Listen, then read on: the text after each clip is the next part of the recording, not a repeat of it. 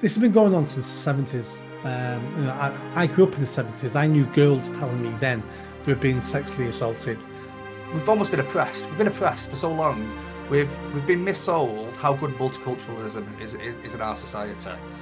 Obviously, knew there was a motion about a national inquiry into grooming gangs, put it at the bottom of the agenda, and then basically said to themselves, we need to make sure we don't discuss that agenda item. Hi, everybody, and welcome back to Nick Talks. The episode's amazing guest is Paul Watson. He's an independent local councillor in Wigan. He's been on the show before about a year ago, and we chatted what was going on in Wigan at the time. First of all, hi, Paul, and thanks for coming back on. Yeah, thanks for having me, and it's great to see you again, Nick. And you. Um, so let's have a chat about what's going on in Wigan. I saw the video the other day and I chatted to Maureen O'Byrne about her motion looking at the grooming gangs nationwide inquiry, how all the councillors, apart from one Labour councillor, all walked out. Then the backlash, the council changed their mind, did a U-turn. Did they really do a U-turn? Was it all about saving their jobs and their seats the next election? What's going on in Wigan? Well, first and foremost, Nick, this is a very, very sensitive subject.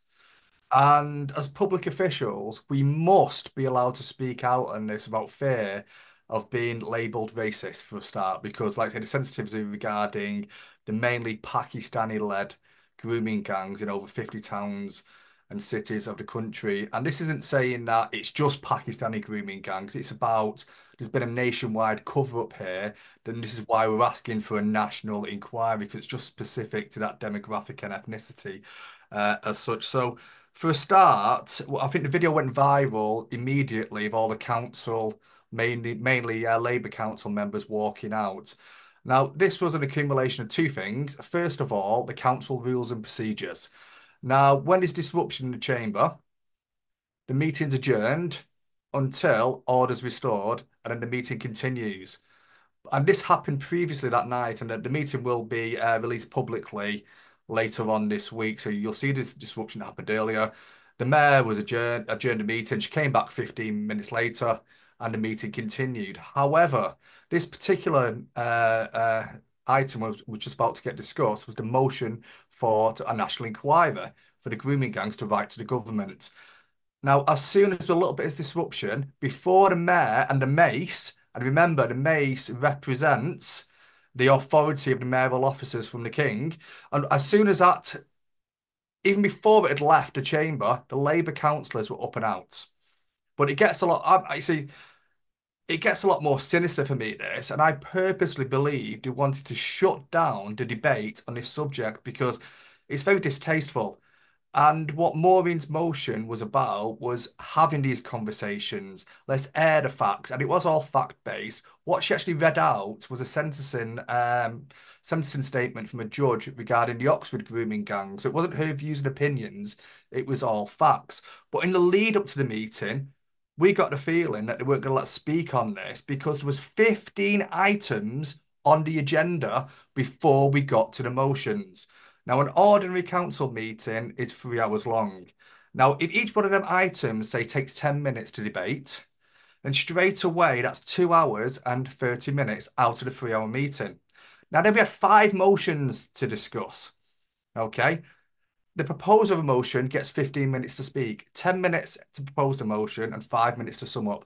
The seconder gets 5 minutes to speak, and we've got 75 members in the chamber. So if all them five motions took a minimal amount of time, that'd take 1 hour 40. So straight away, the agenda was so stacked that we were never going to get to the motion to begin with. But then there's also about the legality and the procedures of closing the council meeting down. It wasn't closed down in the correct channels because once the disruption happened and the mayor, before she left the chamber with the mace, the Labour councillors were walking out. So that's what happened, and that caused the video to go viral for somebody filmed it in the gallery, and it raised the awareness for a national inquiry. So that's the only positive for me that came out of this, is it raised the awareness for the need for a national inquiry. So it sounds like to me that you think the Labour run council, which Wigan is, obviously knew there was a motion about a national inquiry into the grooming gangs, put it at the bottom of the agenda, and then basically said to themselves, we need to make sure we don't discuss that agenda item. We need to push that into the long grass. So therefore, they use tactics not to have that discussed, knowing you'd be unhappy, other people in the chamber would be unhappy, but we don't care about you. Nobody else will really know about it. But it's because that video went viral that they then had to reassess the situation they were in. Does that sound about correct? There's half and half there.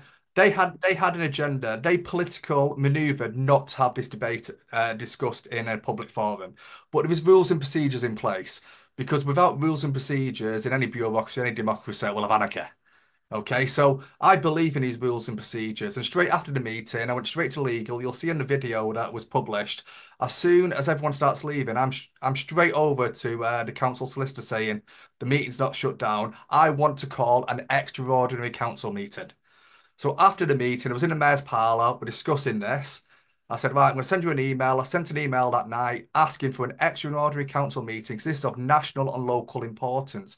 But not only that, there was a fifth motion as well about preventive measures to prevent spiking of girls' drinks on nights out. So there was two very important safeguarding motions that were gonna disappear here. So the protocol is if a motion doesn't get heard, because the meeting wasn't shut down officially, it was adjourned.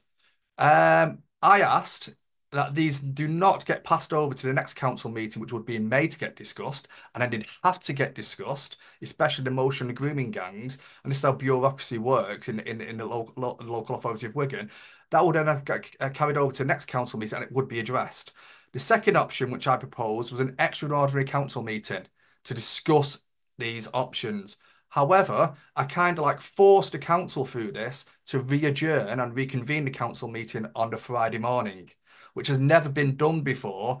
And I spoke to the chief executive, and it's never been done before. But in this meeting, and I read through the whole constitution, and I quoted rule, I think I got it here, 10K, to suspend a particular council rule or motion. So even though the guillotine had been met in that 3 hour time frame, I asked to suspend rule 4.3 of the constitution, which would allow then a discussion, a public debate on the national grooming gangs. And this is on the reconvened council meeting. At this point, I asked legal, the mayor, to address legal and see if this was in the constitution. Was it allowed? It was classed as a motion without notice. Legal advised the mayor that I was in my democratic rights within the constitution to request this, but it had to go to the vote. And a bar to Labour members at that reconvened council meeting, every single one of them voted against a debate on the national grooming gang scandal. And one of them, I think, was Pat Draper, and the other one was Laura Flynn. They abstained. So from that sort of aspect and that perspective, they still silenced us because they don't want to hear the hard truths. And the hard truths are this. Okay, this goes all the way up, in my opinion, to the ex-chairman of the Labour Party, Tony Lloyd. And it's well publicised that the former Oldham MP, Simon Dansack, is it?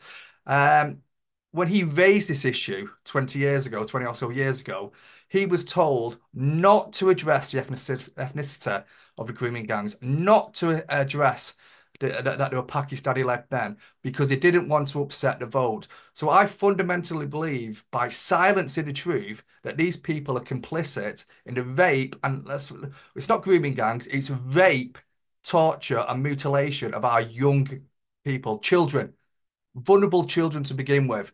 Okay, and because we're vulnerable children, because they were white, is it a religious element? Is it a cultural issue? Is it a religious ideological issue? And for me, we've almost been oppressed. We've been oppressed for so long. We've been missold how good multiculturalism is in our society. And as soon as you question diversity, as soon as you question, how many times have we heard our friends, colleagues say, if you want to criticize another race or religion, I don't want to sound racist, but you should not be able, you should not live in fear of being critical or being, we've been oppressed at freedom of speech. We've been oppressed for so long that this is allowed to happen. And it's the more you research this, I mean, I've got friends who used to work in the military, used to work with GCHQ, Government Communication Headquarters. I've interviewed people who've and spoke to people who used to do surveillance on Oldham and Rochdale. And this is why we need a national inquiry because these national assets are not used in a local inquiry. Okay, a local inquiry is not compelled doesn't compel witnesses to testify. And if it's happening in over 50 towns and cities, the people need to know what's going on. Absolutely. And I think we're getting to a stage where that's going to happen over the next couple of years. Elon Musk did us all a favor by making this an international story now. Labour, and to some extent the Tories have been hiding this now. This has been going on since the 70s. I grew up in the 70s. I knew girls telling me then they were being sexually assaulted in Asian shops working on markets. So it's been going on a long time. It's just been covered up because of the votes. That's why career politicians want to climb the greasy pole and they want to be re-elected. And the price they paid was they sacrificed hundreds of thousands of poor white girls on the altar of multiculturalism because it was a trendy thing to do. Now, once you did all this, what happened when you got back into the chamber the next day? Well, we got back into chamber on the Friday, and like I've said to you, I put in a motion without notice to have a debate on this. The meeting carried on as per Rule 4.2 because we'd hit the guillotine, which is the time of the 3 hour rule. So what should have happened is everything, nothing gets debated, everything just goes to the vote. It did go to the vote. It was unanimously passed, but without debate, because I think because it went viral, a video, it kind of put the council in an almost impossible position. Well, that was going to be my next question. Why do you think Labour Wigan Council didn't want to have the debate, but when it went to a vote, they all agreed with it and voted for it? That sounds to me as if they just want this issue gone. So let's vote for it. We'll write to Keir Starmer. He's going to do nothing. At least we say we vote to him. But it's not going away because until we get a national inquiry, I'll keep talking about this. I know Councillor Maureen O'Byrne will talk about this. You're still talking about this. And we need to have these open and honest conversations about this. And by burying our heads in the sand, it's not going to go away. It's about preventing this happening again to the next generation of young, vulnerable white girls. And second of all, I want accountability. If you think last year the riots, people are in jail now. People have killed themselves over tweets. We're living in a society where tweeting about a paedophile gets you arrested, and put in prison, where paedophiles are walking free and not getting charged. So for me, we're talking social services, we're talking schools, we're talking councils, we're talking the late chair of the Labour Party here, right? Who have suppressed this, have said, we want our votes, we don't care about these girls, right? That's preventing justice. We want justice for the girls. A lot of these girls, some of them have been outspoken now, well, they're grown ladies now, aren't they? But a lot of them have been outspoken now on social media. It's not about political point scoring. We're a band of like ragtag independents in Wigan, so what political point scoring is there? This is about justice, accountability, and preventing this happening again. And it goes all the way to the top, and it's absolutely disgusting. The more research you do in this, the more it's painful, but justice needs to be served. Yeah, no, completely agree. It's been going on that long that it's become a social norm. It's become a social norm to ignore the cries of poor white vulnerable girls. It's become a social norm to allow ethnic minorities and immigrants to get away with things that other people can't get away with. And it's become a social norm for politicians to sell their privilege for votes, and we need to get a grip of this. And what the only way we get a grip of this is we need some top people either sent to jail or sacked and stripped of their pensions.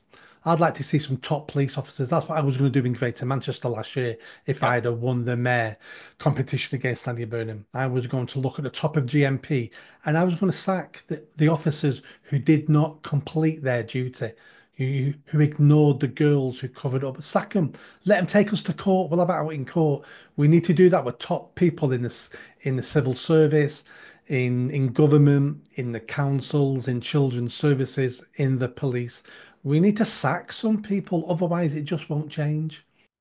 Yeah, 100% agree. And I think in terms of these institutions, whether it is, like, say, local authorities, whether it is the police, the faceless organisations, it's always, for example, the council apologise for this, GMP apologise for this. And we look at the assurance reports that were conducted in Greater Manchester over this. You know, we want names. These people need to be held accountable for their actions rather than hiding behind the bureaucracy of local and national institutions. And only when that happens will preventative measures come into the next generation. And that's what it's all about. Justice for the survivors and preventing it happening again. No, absolutely. And we're getting close to that now, I think. We're definitely getting close to it. We're not going to get that off this Labour government because they've got far much to lose on this. And they're they're involved in this at such a deep level. But if the Tories can get their act together and if Reform can do a bit better and start looking at this and promising what they're going to do if they get into power, the next government, if jump on this now, they can win the next election using, and I mean the word using this issue to get into power. And then we demand that they follow through. Well, yeah, like I say, I wouldn't like anyone to politicize this, but it is a matter of national importance. And by not having a national inquiry, and you've got to ask yourself, why don't you want a national inquiry? Because it's just identified deep rot, and it is deep rot within. I don't know if it's a Conservative party, traditional political elite, deep rot who just wanted votes. And this is both sides. This is both sides of the traditional parties, Conservatives and Labour. And it's deep institutional rot, and we've got to come above that. And we need our MPs to be brave, former MPs to come out like Simon Danchuk has done and say, this happened at the time, as a party member, I couldn't speak out on it. Have the courage. We need more whistleblowers and people of prominence to come forward and people in privileged positions to say, this happened and I'm ashamed of it and now I'm speaking out. And that's what I want. The more sort of like publicity we get on this, the better, because that's the only way we're going to force the government into a national inquiry. I want every councillor who's been elected by the people in the whole of the country to put pressures on their government, on their local authorities to write to the government. And that's the only way. And that's what people forget. People have the power. We are sovereign, the people, not the politicians, not politically. You have the power. We live in a representative democracy. You don't represent your party, you represent the people. And I want more of that. Listen to your people. National inquiry now. I can't say that better myself. That's a great place to end this. If anything happens along the way, next few weeks, next couple of months, let me know. Jump back on and we'll discuss any new developments in Wigan on this. Cheers, Paul, for coming on, and I'm going to get this shared ASAP. Cheers, Nick. Bye bye. Thank you. Bye bye.